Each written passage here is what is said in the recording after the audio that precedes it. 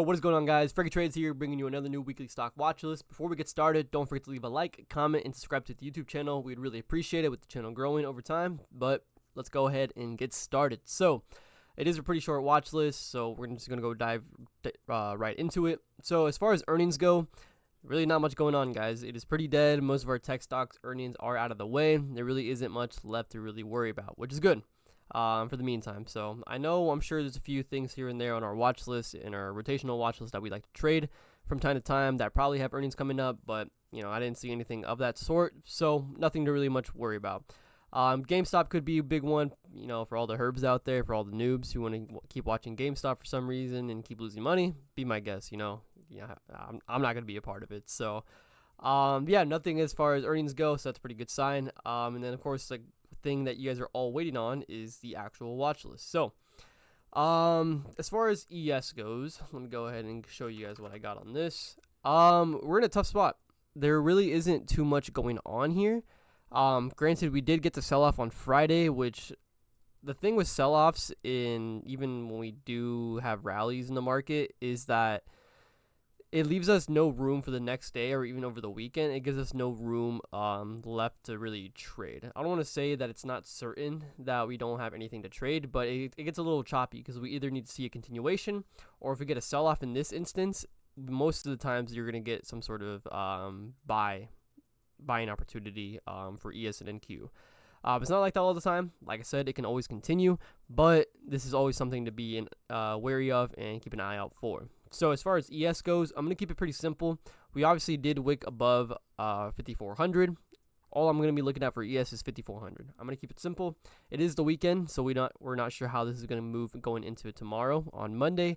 So my plan is just to keep things simple, and then when Monday comes around, you guys should be following Nor, and then Nor will give you guys updates and see what ES and NQ are up to, or maybe even some trade ideas in the morning on his Trade Like Nor page on Instagram or Twitter. So for the meantime, I'm just going to keep it pretty simple with ES, with just looking at that.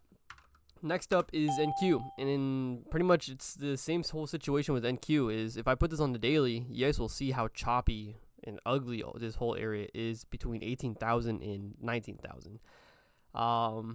It's just a bunch of trading in this area. There's really no clear resistance or support anywhere. So for the meantime, I'm going to let NQ develop a little bit more, and I'm just going to be watching the psychological level at 18,000. So going to keep it pretty simple and seeing if NQ gets any sort of bounce going into tomorrow. If it keeps gapping down, if it gaps up, we'll see. Who knows? My job isn't to predict where the market's going to go. My job is to execute with what's presented in front of me. And for the meantime, there really isn't too much. So I'm going to keep things pretty simple with this watch list and not go too crazy on certain setups. So like I said, it is a pretty short watch list. Not too much that I'm going for here.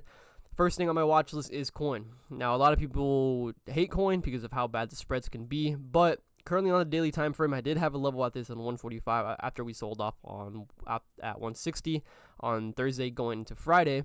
So my whole plan with this is I'm really just looking at the 145 level. Not too much going on here. I'm going to keep things pretty simple on this. Like I said, with where the market's situation is currently at, my plan is to keep things simple. Now, granted, coin doesn't necessarily move with the market entirely.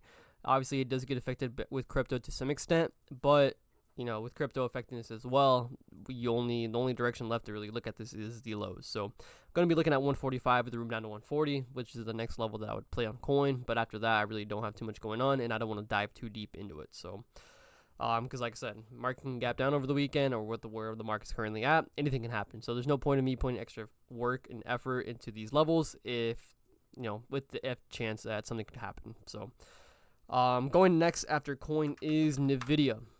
NVIDIA here is actually the most interesting stock. I want to say it's the most A+ setup, but it is the most interesting. So I'm looking at the low here at 101. The low here on Friday was around 190, it looks like. What was the low in this candle exactly? 195. So essentially 101 is what I'm going to be looking at on this 101 into 100. Now, a lot of people would say, isn't 100 really congested and choppy area? It is, but with the weakness that the chip market has had overall, and with NVIDIA being the leader, like the lead factor behind all of that, it's going to be a good thing to watch this and see what kind of weakness and momentum it can keep going past 101 into 100, and see if we can get those lows that we got back from when Japan had that whole interest rate issue going on, and then everything started dying. So Gonna keep things pretty simple on NVIDIA. I'll be watching 101 with room down to 100. And then after that, for the people in the chat, you guys will know what kind of move that'll be. So it'll be a crazy move on that one for sure. So that is my plan with NVIDIA right there. And then last but not least is SMCI. So you can see we had 2 chip stocks and then coin. So not too much going on. Surprisingly, Meta and Tesla are not on the watch list. Meta's kind of in no man's land, and in Tesla as well. Tesla's in no man's land as well, meaning there just aren't any like good or certain levels that I would want to enter with my regular size, which, with me sizing up recently, trying to take more serious and more quality setups, that comes with being more picky. Don't see anything of that sort. These are the setups that I see to be the most relevant. SMCI obviously selling off way ahead of all these chip stocks as well. It's just another chip stock to keep an eye out for. AMD could be one to look out for. I didn't include it in this watch list because it is pretty far away from the levels that I'm interested on, but I would keep an eye out for AMD around the 130 or even between the 120 area if we get the continuation of a sell-off this entire week with the chip sector. So just a stock out there for you guys to look at. But with SMCI here, same story. I'm going to be looking at these lows and seeing what kind of momentum I can keep getting on this with SMCI. Contracts are a lot better. With the spreads, they haven't been as too bad.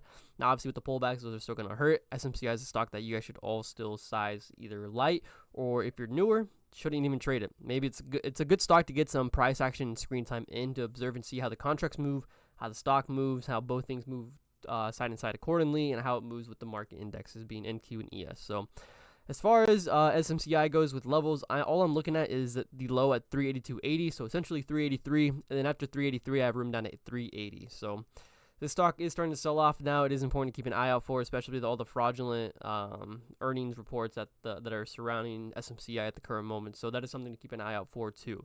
Potential, it's not certain, it's not 100%, but that's the news circulating around SMCI recently and why it got the heavy drop these past 2 weeks. So, but yeah.